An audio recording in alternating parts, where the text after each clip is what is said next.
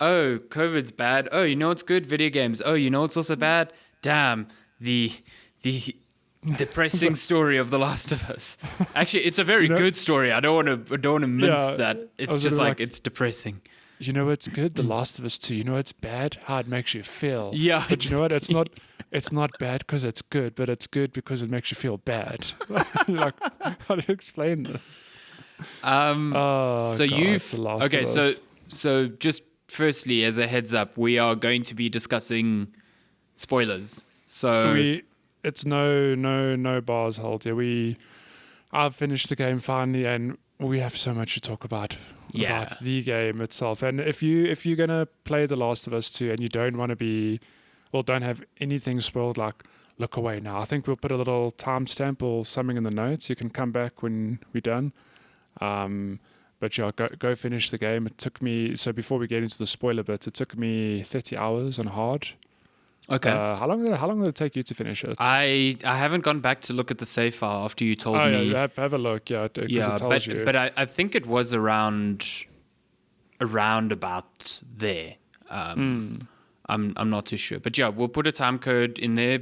So like, if you're still planning to play this, I highly recommend not listening. But if you do not care and just want to know about the story, or if you've played as well, since it's been out for a week now,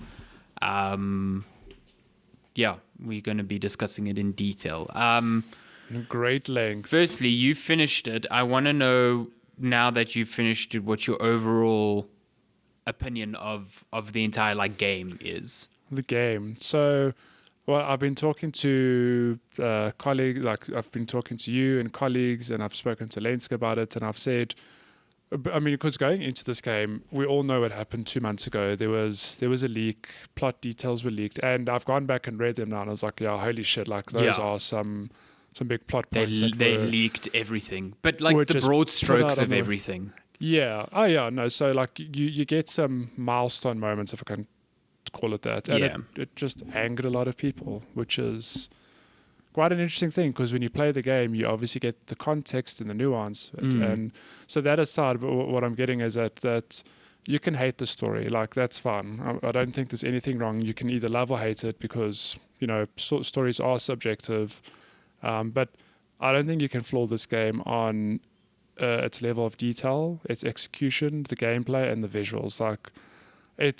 It's unreal that this is a game on the PS4, and it's the same with what the Last of Us did for the PS3. It's like you've said, it's a swan song of the console, where you're like, oh, the console's done, and Naughty Dog and Sony no, here's one more thing, and it's just to remind you what's possible on here. Yeah, and I think by that point they know the console inside out and what it can and can't do, and the sorcery they pull off with it, I think I mentioned last week, there are things that happen. I'm like, this is unreal. Yeah. That this is possible on the PS4, and you've pointed out it's just very, very clever sorcery, or some clever could I call it illusion, or just clever use of resources. So I think on that front, you actually cannot flaw The Last of Us. I don't think you can, because it's like, I think you're wrong. I honestly think you're wrong to say I think, I've seen very few people, but I think if you come into this and being I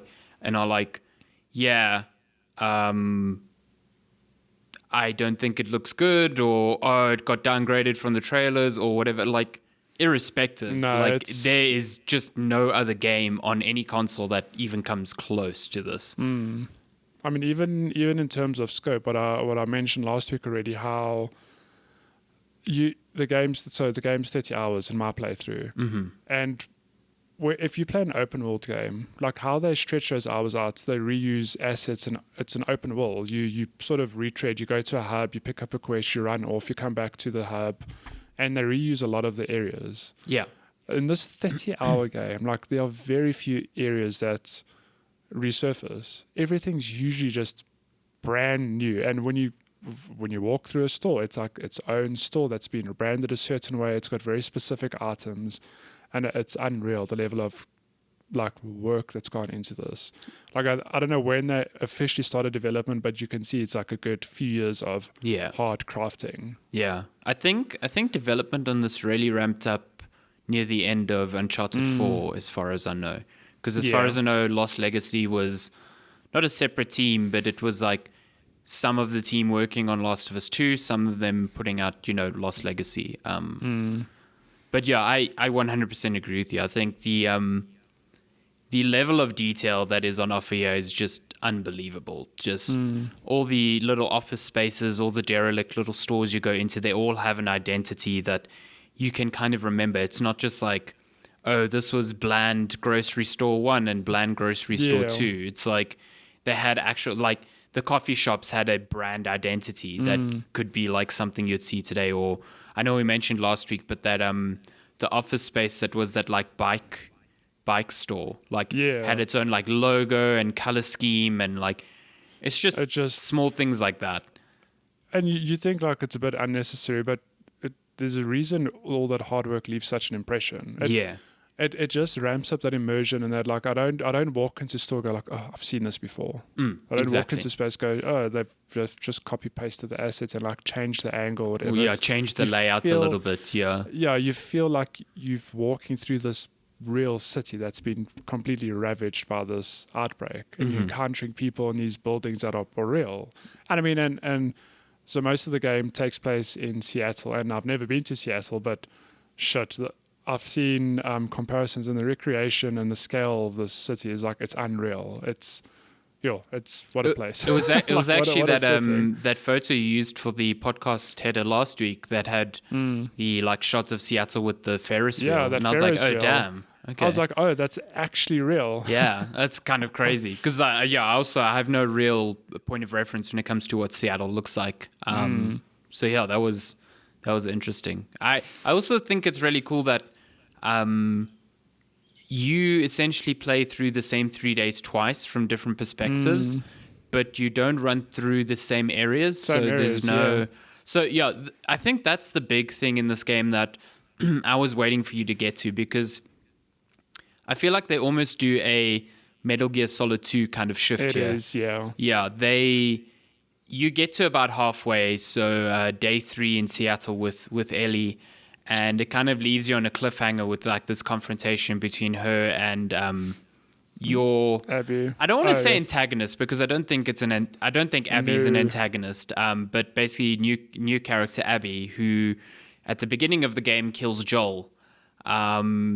And then you switch to her perspective for the rest of the game. Well, mostly the rest of the game, yeah.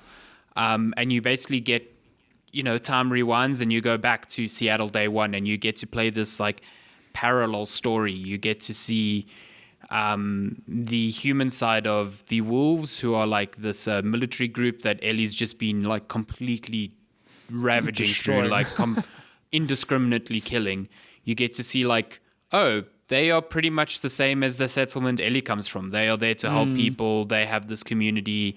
You get to see all of the motives behind Abby's actions and all of her friends' actions. Primarily that it's a consequence of the first game, why this game even exists, really. Yeah. But I mean, just on that front, so I don't know how. I'm very fortunate that I didn't have that spoiled. So when it did switch, it was like Abby confronts Ellie, and then it cuts, and it's like Seattle day 1. I'm like, oh my God, am I really going to play like everything but from Abby's perspective? See, I thought it would be brief flashbacks. So I was like waiting for the moment where it just like super cut to like, okay, cool, you've seen what Abby's doing, you're back to playing Ellie. And then when I realized, this is like hours and hours of playing as Abby, I'm like, this is an interesting direction. When they said Seattle day 1, I was like, oh, they're establishing like this is the time it's happening, and I think you're going to play through the whole thing.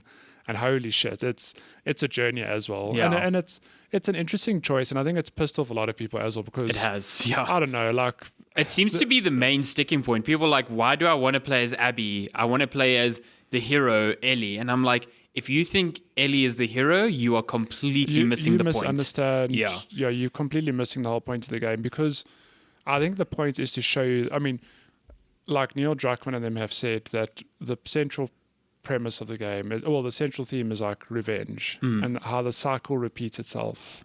And then like in pursuing the cycle, you'll lose everything. I mean, if you missed that, then I don't know. Like, yeah, I mean, the first half of the game is basically Ellie she's seen this terrible thing happen to Joel. And there was a great article I read yesterday by GameSpot's Phil Hornshaw where he disagrees with the structure of this kind of twist, but I think it works. But basically, at the beginning of the game, you see Joel die, and you think that part of Ellie's quest is figuring out why he died, like why these people ambushed him and why they killed him. But you realize very close to where the game swaps over that Ellie knew the entire time. She's aware that at the end of the first game, Joel killed all the Fireflies. She comes to that realization, and part of the reason her relationship with Joel fractured was because she couldn't understand, or she couldn't reconcile like his decision to do that. And she fully understands that the people that killed him are Fireflies. So it makes her revenge quest seem a lot more selfish, because she's literally killing all of these people. She's going through camps and camps of these wolves, killing everyone, looking at their faces going, don't recognize them, but she doesn't really care. Even though she knows that the reason Joel was killed was in itself an act of revenge for what he did. Yeah. So it's like, Ellie's not a good person in this game. No, not at all. She's not infallible at all. So to think that, I don't want to play as bad guy Abby, it's like, if you don't see the parallels between them, like, you're missing the point entirely. Yeah. I mean, and I watched a YouTube video yesterday, it was a YouTube video where there's actually a lot of parallels between Abby and Ellie that maybe I didn't really pick up on until after, where they show their settings. Like, you start the game out as Ellie, you're in Jackson, you walk through the town a bit, you see how life is there. And then you switch over to Abby, and she's in the stadium. And also, they've just a survivors camp, just living their best life, trying to survive. And they've, like the way it was, I think it was that article actually that you sent me, that interview. It's like in another world, like Abby and Ellie would have just been friends. Yes, yeah. Like that, they sort of living in the same circumstances, have some overlap in terms of different. They probably would have been friends if they were in the same camp and everything like that. Yeah. Well, then having played the story, you have to realize that, okay, Ellie, at the end, Ellie doesn't kill Abby. So I think she does reconcile, like, makes peace with, okay, like, I'm going to let it go. But I'm like, at the end of the day, Abby's the one who got screwed over the most. Yeah. Like, honestly, she lost her father. Like, Joel straight up killed her father, and then Ellie killed her closest friends. Yeah, all her friends. Well, Ellie and Tommy. I'm like, she just lost everyone. Yeah. And, like, at the end, Ellie also has nothing, but holy shit. Exactly. It's quite something. I think that's the central point of it, is like, irrespective of whether you get the revenge you're seeking or not, the journey that it requires just means that you have to lose everything around you. I mean, Abby, as a consequence of taking revenge on Joel, sets Ellie off and loses all of her friends in the process, even if she spares Ellie twice. I mean, you can see she kills Joel, but like, Joel killed her father, and she has a perfect opportunity to kill Ellie and Tommy, and her companions want to, and she stops them. She says, no, they weren't involved. They're not a part of this. Yeah. So you can see she's got some like empathy with what's going on, but she couldn't get past what Joel did, and then later in the game she lets Ellie go again. Ellie's just killed all of her friends, butchered so many wolves. Yeah. And I mean, Lev, I think Lev is a really good character. Lev's a companion to Abby. And he, to me, is the person who gets Abby to realize you can't just continue like doing this. And that's why she lets Ellie go. And in that process, it's like, you can almost see at that point, you're like, cool. Ellie starts a life with Dina at the farm, and you're like, they can just live here and just let it go. But Ellie can't let it go. And in not being able to let it go, she hunts down Abby again, but she loses everything else in the process. Even if at the end she kind of like reconciles and lets Abby go, but she loses everything. She lost everything, yeah. Even 2 fingers. Yeah, shit. She gets gollumed. That game. So that scene where Abby lets Ellie go on the farm, the whole time I'm like, the game's going to end Huh. here. That's so weird. Like, people have been bitching about the ending. We're actually going to get somewhat of a happy ending. Like, Ellie gets to live with Dina and the baby. Abby goes off. Like, Abby lost everyone, but she gets to live her life, and she's got Lev, like a new companion. I was waiting for whatever. that moment where you're on the tractor with the baby. Yeah, and I was just thought the waiting credits were for gonna roll. credits. Yeah, I was like, okay, cool, this is the end, and it just didn't. But it's amazing how it just brought you back to reality, where with such a simple thing of Ellie, like that, the sense of dread I had in that barn. Oh yes, she has a when PTSD episode. Yeah, where the little baby, or I suppose a kid. It is a kid, right? A baby sheep. No, kid is a baby goat. Oh, a baby goat. A lamb. A lamb, sorry, yeah. A lamb's just chilling at the back. And I was like, oh no, like something's not right here. And then like a rake or something drops and it makes a thud, and she's just got that PTSD of Joel, and it's like, oh no. Like Yeah. she's still got problems. Like obviously you're going to have problems. She's not over it, yeah. Holy hell. And then the game continues for like another 2-3 hours. I was like, wow, I did not expect that. I do think it didn't need another 3 hours. Yeah, so look, I think it's a tricky thing, because I've thought about it and I've come to the conclusion, like, yeah, the ending was a bit, I mean, that last 2-3 hours was maybe unnecessary, but it was almost necessary because it needs to give you just that little bit of extra weight to like the actual ending. Because I don't know if I would have felt the same if I just landed up with a cutscene, like, oh, okay, Ellie's still seeking revenge. Oh, okay.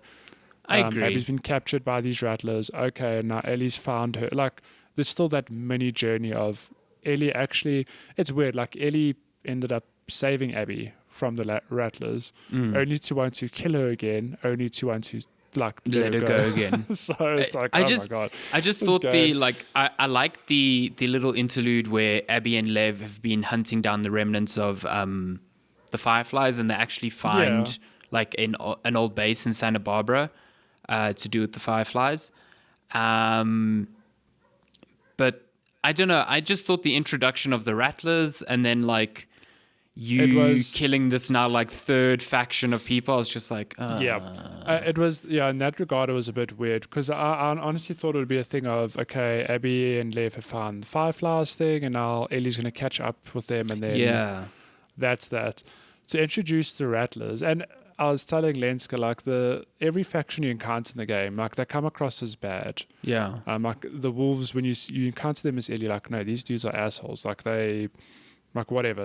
And then even like, I'm still in two minds about the Scars / Seraphites. Yeah, I wish they'd expanded a bit more on the Seraphites. I feel like there's a little bit missing there. Yes. Like, I mean, I'll get back to that now. But then the Rattlers just, to me, seem straight up like dicks. The Rattlers seem like mustache twirling villains from The Walking Dead or something. Which, that's exactly, the fact that they keep infected on chains, I'm like, that's such a like Negan thing, and it just seems a bit misplaced in a world where, I mean, not misplaced, but it seems a bit miss for Naughty Dog, who have been very good at coloring in the grey areas here. Yeah, I just felt like they were, I mean, I'm not going to say they were thrown in at the last minute because I don't know, but the way they came across was, we need to have some sort of conflict between Ellie and Abby, finding each other again, or some sort of context as to why Abby is like extremely weak when Ellie finds her again. So we just have to make up this faction that it almost would have been, I mean, I'm not saying that this would have worked better, but I think if maybe some like rogue faction of the wolves caught up with Abby, that would have been a bit more fitting. Way more sense. Yeah. Because I mean, Abby like ends up betraying the wolves to save Lev. So like, and the context of them hunting her down, if they wanted to, would have made a bit more sense. That actually would have made a lot more sense. I mean, I don't know how they would have found. You see, so it's like, it's almost like a fan fiction want like, just to remove the Rattlers, but like that would have been, I think, a bit more impactful than just this new faction that. Yeah. But I mean, even so, I was talking about the Seraphites. So that interview that you sent to me yesterday, actually, Neil Druckmann mentions that at one point in development, they would have Ellie visit the island. Like, I don't know how they would have wrangled that, because that to me also seems like a stretch. But yeah, I want to know why she would have gone there. Yeah, but it feels like, obviously, while she's there, it would have colored in more backstory of them. Yeah. Like, I feel with the wolves, you get some context. Like they're at this war with this other clan, and Isaac is this very hardened dude leading them. Yes, yeah. You don't ever meet the leader of The Scourge. Seraphites, yeah. You hear about this like prophet, this lady who's been leading them, and I think she's died. She's died. Yeah. I don't know what the circumstances are, but I almost would have liked just maybe another, I don't know, 10 to 30 minutes on the island where you find maybe more notes and backstory where it's like, we do this because X, Y, Z. Yes. Where it very much, all I'm left with is like, okay, this lady started a religious cult which has a lot of parallels with current religions. And as a result, like these people are fanatical, like maniacs, although that's not true for most of them. We've got characters like Lev and Yara, which show like, they are just people as well, living in their circumstances, dealing with it in their certain way. But I feel like it would have been nice to have just a little bit more insight into that group. But I mean, that's just nitpicking. Like, I tend to agree. It's like the feeling, well, what I gather from the Seraphites is like they are a group of people who have been brought up with this idea of the old world is bad and we are going to go back to our roots. Our roots, even though they use guns and stuff. So Lev and, is it Yara? I think it's Yara. Yara, yeah. And they are two children from the Seraphite camp who kind of like run away. Lev, if you don't know, is the game's trans character that everyone sort of thought it was Abby, just because Abby had muscles. Apparently, women can only have muscles if they're trans, according to some people on the internet, which blows my mind. But anyway. Yeah, I was telling you, I don't think I mentioned this last week, but like Abby is built. Like there's no doubt about it. She's very built. And you can see she got built after the events of the first game. Yeah. They make a very clear point of like when her father's alive, she's just living her best life and she's just ordinary Abby. But it's sort of implied as you get to know her backstory and just her in general that I don't know what led her to like pumping iron or whatever. I mean, I presume it's the fact that she wants to get strong enough to like avenge her father. Yeah, or just a coping mechanism for the pain. Or just a coping mechanism. But I mean, there are points, even there's one flashback with Owen where she like boosts up to a ramp and she pulls him up. He's like, damn, like you're getting stronger, And she's like, I'm pumping whatever, like 185. But then when you start out with her day one Seattle, like modern day, the first thing you see when you walk out her room is this gym where people are pumping out. I'm like, oh, she's clearly been lifting weights. Like, I don't know why it has to be a weird. Exactly. Like, no, you can't have big arms. And it's been like 4 years. I think it's like 4 or 5 years. The gap between, her father being murdered and her now. So it's like completely logical that she could have gotten that big that in that space of time. But then we get to. Then we get to Levin and Yara. So they are basically running away from the Seraphites because Lev, you find out through conversations with Lev, in probably I think my favorite chapter of the game is Seattle Day 2 with Abby, where it's just her and Lev it's real good, going to the hospital. It's really good.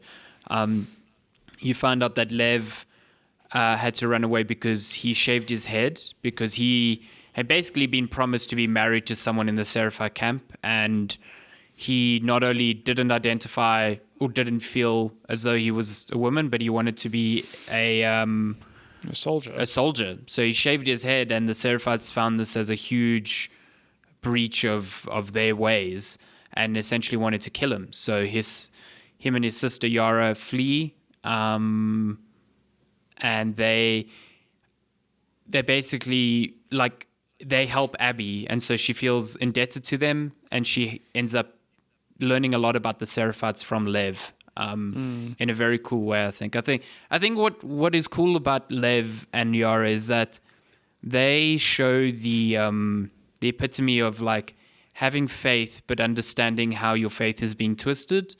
Like Lev is literally being hunted by the people that brought him up, and the people who believe in what he believes, yet you see him praying at these shrines for the Seraphites constantly.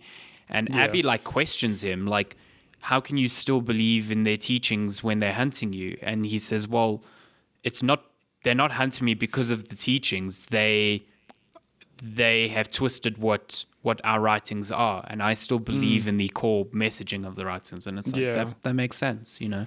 But I mean, so just on Lev, I mean, he's part of the reason there's such an uproar from people saying like, oh, they've injected SJW politics into our games, and it's nonsense. I'm like, it's not a thing of like Lev is a trans character and that's that. It's used as a means to tell the story, and I think it's a very clever rationale. Like, actually, Lev is like identified as a male and has shaved his head, and now that's why they're hunting him. I'm like, that's a pretty believable thing. Like, it could happen. Yeah, I think even today, if you come out as trans in a highly religious society, you are going to be ostracized. And like ostracized. Yeah, so I'm like, I don't know. It's so weird where the outcry is. I'm like, I don't know. I think you just have something against people, if you're going to react like that. There's a really good article I read by a journalist at Trusted Reviews. Yeah. Her name's Jade. She's trans as well. I met her at E3 last year for the first time, and she wrote a really good piece about. Just how The Last of Us addresses queer identities and trans characters. And I think there's a point in there that I didn't pick up on that was really fascinating to me, is that the world has been, in The Last of Us, has been through this apocalypse for so long that the only people that still see these like queer relationships and identities as problematic are older people in the societies. Like, you see Ellie and Dina engage in this relationship and they see absolutely nothing wrong with it. And it's an old man at the party who finds an issue with it and insults them. And there's a bookstore in the I think in the first day of Seattle, which is adorned with like pride flags and stuff like that. And Ellie and Dina have no idea what those flags mean. But it is, yeah. They don't understand that there like was the struggle and this identity of, you know, LGB or TQ. I always get the acronym wrong. I apologize. And it's just funny that like the younger people in this apocalypse don't see the issues around there because they've been brought up in a culture where there are so many other things to worry about aside from someone's identity. Yeah. So it's just fascinating that like Abby has absolutely no issue with Lev, but Lev is being hunted by much older members of the tribe because they see it as a problem. And it's just, it's a fascinating observation. Yeah, I also hadn't considered that. Yeah. I don't know. Overall, game good. Game is really good. I mean, we've spoken about the story, but like the gameplay is just phenomenal as well. I find. I still think that stealth system is super good. Like, I fucking love it. The stealth is great, and just the combat. Like, having finished the game now, there were so many encounters that stand out for me where, like, my palms are actually sweating, and I was like, I mean, you know me, I'm super chill, and I was like, holy hell, like that was intense, and it was often those like against, what are those things called? Is it stalkers? The infected who are sort of like halfway to becoming clickers? Yes. Where they're super quiet, you can't see them. And they flank you and they scare the shit out of you because you don't expect them. And they also cause noise, so they just attract clickers. It's like, you assholes. Is such a pain. But this game, one thing I think it emphasized... well, maybe not emphasize. One thing that it stood out to me was how dark it was. Like, not in terms of just theme. The actual areas, there are so many times where you're in pitch black and you just have your flashlights. And just the sense of dread you get, it's unreal. Like, there are times when you're walking through a completely darkened room and you're like, oh my God, like what's going to happen? And nothing happens. You're just walking through, I don't know, like an abandoned warehouse, whatever. But shit, just the sense of dread I had throughout the game. It was a weird thing of like, I did not expect that many jumps or those many surprises where I was like, holy shit, like what is this game doing to my heart? It really feels survival horror at times. It really, in a good way. It is a thing of like, I've said before where, and I think in the first Last of Us, you've got limited ammo. You can't just run in guns blazing, or you can, but you're going to not have any ammo left for the next encounter. So you really have to play smart, and every little micro decision you make counts. I mean, so some of the best moments of the game are those where, like I said to you last week, you kind of have to just run with your decisions. It doesn't help to just keep reloading. Yeah. And you get these moments where, like this, it's water cooler moments where if I were going to the office, I'd be like, well, you won't believe what happened in The Last of Us. Yeah, it's like you're scripting your own cutscene. It's really incredible. And it looks like a cutscene. Yeah. I mean, the sense of flow to everything is just so good. Like one of my favorite moments in combat was it is actually as Abby when I just met Lev and Yara, and she thinks they've left her because she gets locked inside that one room. Oh yes, and you're waiting for them to open the door. You basically have to hold out. Yeah, it was intense. Where I died a couple of times there because there's a lot going on. But there's one moment where I'm being attacked in a room where there was like so many clickers. Two infected. And I eventually jumped through a window, and in my panic, I turn around and I throw a pipe bomb, and I killed everything. I was like, "Damn, okay, that's not what I meant to do, but shit, it worked out." Yeah, like perfectly. It worked out exactly as you wanted. Yeah, yeah. There's so many moments like that. There's so many moments like just like being stealthy through a section, and then all of a sudden being spotted and having to quickly transition to like, okay, now I'm like shooting someone, running into a building, hitting someone with a melee weapon that I have, trying to, break line of sight again. It feels so good. Look, I think, the AI is very smart. Oh my God, yeah. But as with every game, there are limitations to AI. Like, I do think peripheral vision's a thing that some games just completely overlook. I think it's an affordance because it's like, otherwise it's just it'd be very difficult. Too punishing, yeah. But what I'm getting at is that you forget, like in real life, if something like this were to happen, like if say you get spotted, you could run away and people won't just know where you are. Oh yeah. In other games, it's a thing of like, oh shit, I've been spotted, I better run and hide away, and the AI sort of just know where you are by default. Like, no, they're over there. In this game, I do think when I decide to run through cover, turn left, turn right, I have literally lost myself, and people don't know where I've gone. I think that's also very clever. But they're also like, because they know you there, they are much more heightened. Alert. They're alert.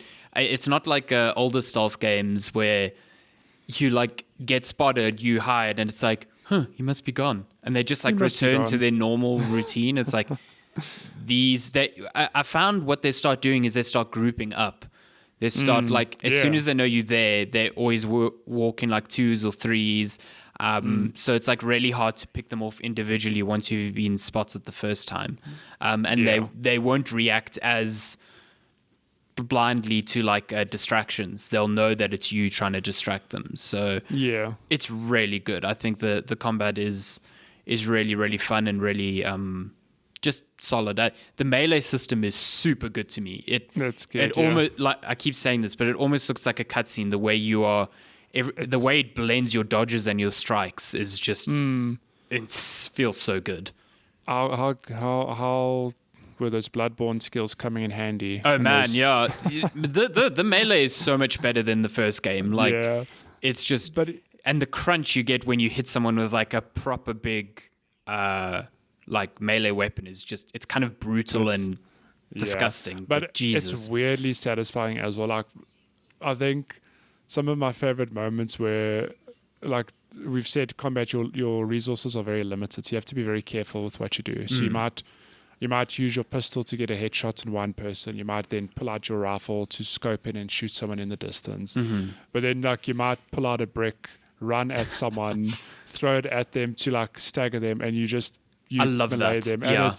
And it's like this big finisher, but you get such a satisfying it was in the first game as well, and I think they just refined that feeling. But even like there are times when I know I've shot a person, like they're injured, but I don't want to like waste the ammo. They're hiding around a corner, like sprint around the corner and just whack them. Like damn, that felt real good. I still up until the end of the game, I was still being tripped up by if you run directly at someone, they will kill you. They'll kill you. Yeah, and I'm like. Of course they will. I'm running straight at them. The target they're shooting at is getting bigger. Of course they're going to be more accurate. But games have just taught me that I can just You can just rush. Yeah, people. I can just rush people. They don't really take that into account. And The Last of Us is like, No. And also, when you get shot, it completely kills your momentum. It's not like Ellie just brushes it off. So it's like, you get shot, you fall to the ground, you're fucked. Like, game over. Yeah. It's done now. At that point, I just reload the checkpoint. I do want to play the New Game Plus because apparently, so it makes each difficulty level a bit more challenging. So like, normal plus is like in between normal and hard plus is in between hard and super hard. I don't know what the other one is. Whatever it's called. But apparently, part of what makes it hard is they reduce the number of in combat checkpoints. Because they're plentiful. Yeah, they're very generous, I find. So I'm kind of excited to try that because like some combat scenarios go on for very, very long. And I feel like the checkpoint system is a bit liberal with like, oh, you got spotted right at the end, so we'll just put you back before that enemy. You back like a minute, yeah. So yeah, I was actually shocked how many times when I died, I was like, especially early on, because you don't know that's going to happen. It's like, oh man, like I'm gonna have to start this whole thing. Oh, like I've just got one dude left. Yeah, like, exactly. But oh my god! But I mean, one last thing on combat. It's how I remember reading that they'll say every NPC is going to have a name. And if you kill someone else might be like, oh no, Brad, like she got Brad, whatever. Matthew. Yeah, Matthew, and I'm like. That to me it's just a little touch, but what really got me were the dogs. Oh yeah, that was just 100%. Oh my god, especially when you play as Abby and you encounter all these dogs that in the near future Ellie's gonna just off. And I think the most heartbreaking one was Alice. Only much later did I realize, I was like, hang on, there was a dog in the aquarium. Oh god, it's like, oh my god. I do feel it's a bit on the nose. They're like, feel bad for this dog. You killed it as Ellie. But yeah. I do think, I mean, I'm a huge animal lover, so of course it's going to affect me. But like, you play fetch with Alice in the aquarium with that like squid the squishy thing, toy, and I'm just like, oh, I don't want to. But I mean, that was a wholesome moment as well, though, because it is like Yara and Lev are terrified of dogs because the wolves use dogs, and it's like, no, it's just a big furry friend. Like, here you go, you can throw it. Yeah, their slow acceptance of the dog was a really touching moment. I thought that was because I've worked with my parents and their NPO. We've worked with people who are exactly like that, who I've seen go from being terrified of dogs to being absolutely in love with them. So like seeing that moment in the game was like, oh man, that's kind of special. But I mean, I think just on that, the game gets a bad rap for being like this heavy dark game, and it is like 99% of the game. It is this like this. I won't say dreadful because I don't mean dreadful, but it's like this heavy, dark, twisted. It's sad uncomfortable. Story. Yeah, but yeah, uncomfortable is actually the right word. But then there are these moments that are so wholesome where I'm like, oh my god! Like we spoke about Joel taking Ellie to the museum where they're in the spaceship. Like that's... Have I lost you?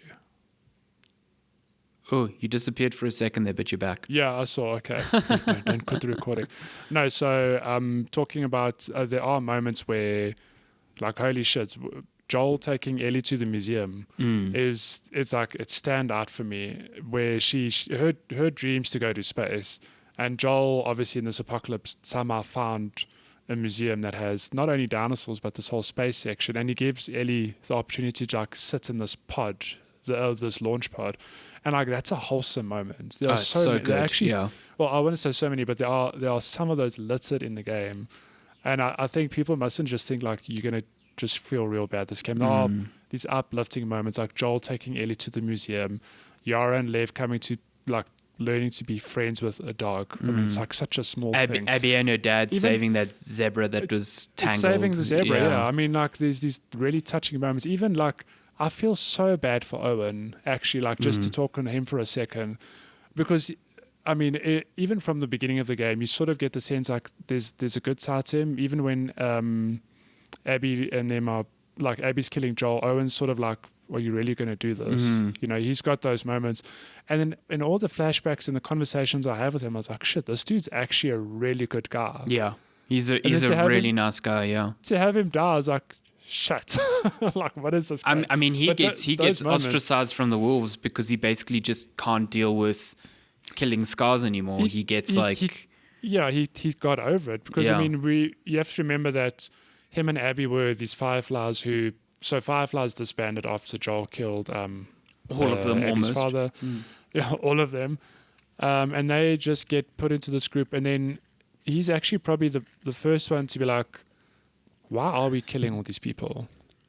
Like, what is the point of this? He's the Dina to Abby. Exactly, yeah. And that's it's so interesting how there are all these parallels between Ellie and Abby. Yeah. And like, I don't know, I just thought that Owen was one of my favorite characters because he really has some good moments, and he seems like a big-hearted guy who's just been fucked by the system. And he becomes collateral. He like Ellie loses Dina, but Dina's still alive. Like, because of Abby's decisions, like Owen gets killed, Nora gets killed, Mel, who's pregnant, gets killed. And that's just like, it's a really sharp driving home point of like I think the game does a good job of showing you how good these people are and just how quickly they can be like snuffed out because of the actions of it. Did you think Tommy died? I legitimately was surprised to see him at the farm again because I thought Abby that he died. Yeah, I did think he had died. I thought Abby just straight up shot him in the head. I was just like, how are you alive? No, I don't think she. Although maybe she did, but I somehow doubt that. Because like realistically, if you get shot in the head, there's no way you're going to get taken back to Jackson. Jesse got fucked up. So yeah, Jesse got murdered, but. I must have just seen it wrong because I thought he got killed. Like, no, I think she did shoot him, but it wasn't in the head. Like it might have just been in the back, or I mean, he got shot in the leg with an arrow. Yeah, oof, that must be so sore. Yeah. No, but even that, like, that's like he's a side character, but he's very much. I think Ellie sort of comes to terms with, like, Joel's death. We haven't even touched on that touching last moment, memory. Oh, that moment is heavy. But by the end of the game, you see she lets Abby go, and she's sort of reconciled a bit. Tommy's still out there, like, upset that Abby's alive. Yeah, he just can't. He can't bring himself. And you can't even say that, but Tommy doesn't know what Joel. It's like maybe he doesn't know that Joel killed Abby's father, but he knows that Joel fucked up. Yeah, he knows that Joel made a bad. Like he made a choice, and that choice has consequences. Yeah, but I think too. Just to like, I think this is the last thing I'll say is like the two strongest points of the game are the parts where the game is forcing you to do things you don't want to do. I think where you are hunting Ellie in the theater as Abby, and then at the end where you're fighting Abby as Ellie. I think it's awful. Holy shit! It's incredible to me that you could get to a point where I'm playing as Abby and I'm hunting Ellie, and I don't want to succeed in this fight because I know what it potentially means for Ellie. So it's like you have to, like, the game's not giving you a choice. You have to do this thing, and Abby fucks Ellie up. I thought she was going to kill Dina. I thought, and to like for the game to be like, you were a participant in this is hard. And then by the end of it, it's like, I'm playing as Ellie and I don't want her to kill Abby. I don't want her to exact revenge, but at the same time, the game isn't giving you a choice. No. Yeah. Yeah, I found that so weird how it flips perspectives, and then if you do something wrong, you die. It's like, oh, okay, the game clearly wants me to do the other end of this. You have no agency. Just like at the end of the first game, this is a story they are telling, like, you can't play as Joel at the end of The Last of Us 1 and keep the Fireflies alive. You have to kill them. So the game is really good at making you a participant in that. And not saying, look at this bad thing you did, because that would be silly. If you don't have a choice, how can it chastise you for the choice that you made? But it makes you feel guilty for being complicit in it, I think. Yeah. It's man. it's really good. I thoroughly enjoyed the game. It was interesting to read in that interview that for a long time at the end, Ellie did kill Abby, and they changed it. I'm also super glad that they didn't go with 6 days per character, because I think that would have been far too long. That would have been so long. Shit.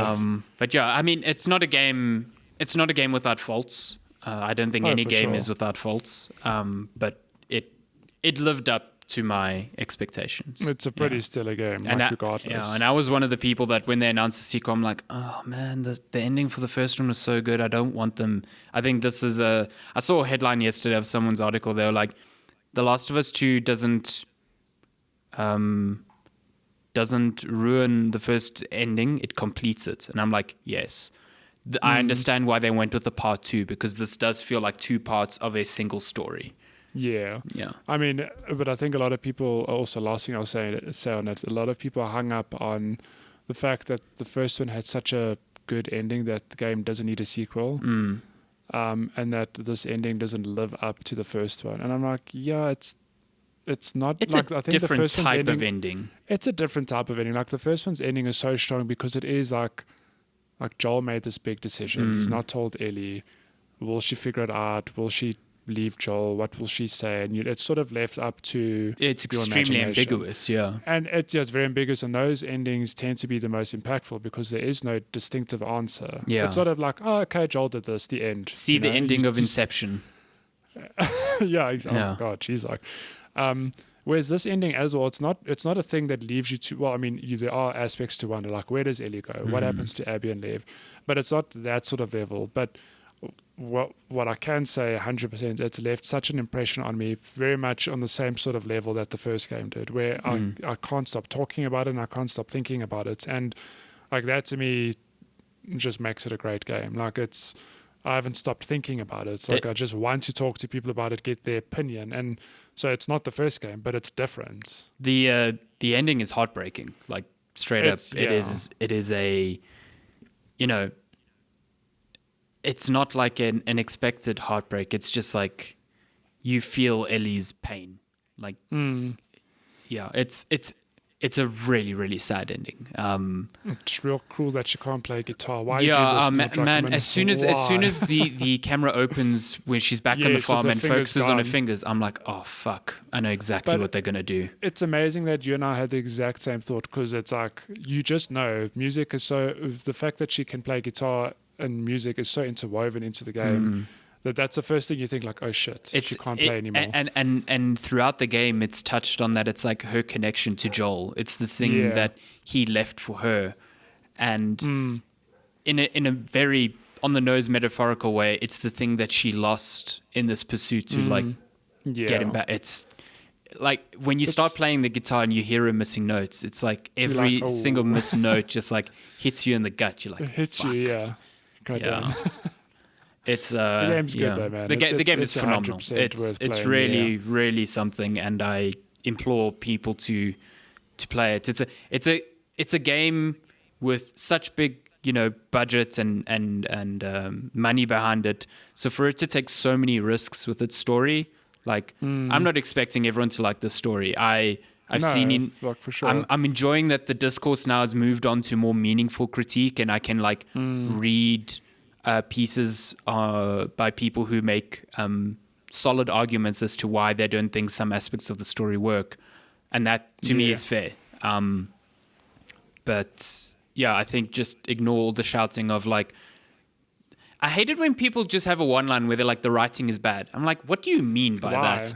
Like, explain why the writing is bad. The specific use of the word like irks me, because it's like, you have never ever, and I've seen people that I know, I'm like, you have never said this about a game, but now the writing is bad. Like, what does that mean? Yeah, but it's the same one liner of like, no, they pushing an agenda. Yeah, they're putting politics in my game, or I don't need this, like there's too much SJW pandering. And most of the time when the people that I've seen saying this, they're like, the writing's bad because they killed Joel. It's like, no, that's a decision. That's a decision that you might not agree with, but that alone does not make the writing bad.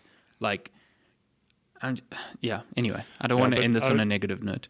don't end on a negative note. What I will say is, if you've read the what is that resource we all use at school? Is it Cliff Notes? If you've read the Cliff Notes spoiler leaks of the game and you've made your decision, like, I implore you to reconsider and play, like, color in the backstory, because you don't know. Those leaks don't show you the characterization. No, not at all. Like, I've seen 1 or 2 videos of people like, I've seen 2 hours of gameplay, so I get a good gist. I'm like, you missed out on the other 28 hours of just walking through the world and having some lines thrown between characters. Like, you miss all of the nuance. So, and I'm not saying, you have to play the 30-hour game to have an opinion on it, but like, engage with it beyond, like you said, the cliff notes of the plot. Like, I don't think that does it justice. And now that I've read it, it definitely doesn't do the story justice. That's all I can say. Like, even if you watch a full fucking 30-hour live stream or something, whatever, let's do it. Just engage with it beyond the petty nonsense that has been going around, and it's thankfully subsided quite a bit, I think. I mean, remember when all those boycotts stopped the game from selling 4 million copies in the first week? I was actually chatting to Neelan yesterday about it, because I also messaged him. I was like, listen, great game. Don't let the haters get you down. I know the studio's been through a lot. Like, he was like, the reception after the reviews came out, when the game wasn't even out, he was like, that really deflated him. Just with like I'm sure. He was like, there's so many bad faith arguments going around. There's so many, nonsense going around. It like really, really deflated him. And I imagine the day of launch as well, just with like everyone who clearly had played the game making their comments on Reddit, like, must be really disheartening. So I'm glad that the game is not only sold well, but like a week after, it seems like people are engaging with it in a more honest way, and mostly liking it, as far as I can tell. Yeah, but that's The Last of Us 2. But really, sure, I don't know. I don't know if it's my game of the year, because there's been a lot of good games this year, but it's definitely up there. Oh yeah, it's a game. It's a game that will stick with me for a while. Even with the small issues I have with it, it's like it's going to stay with me. Yeah, it's good. Yeah.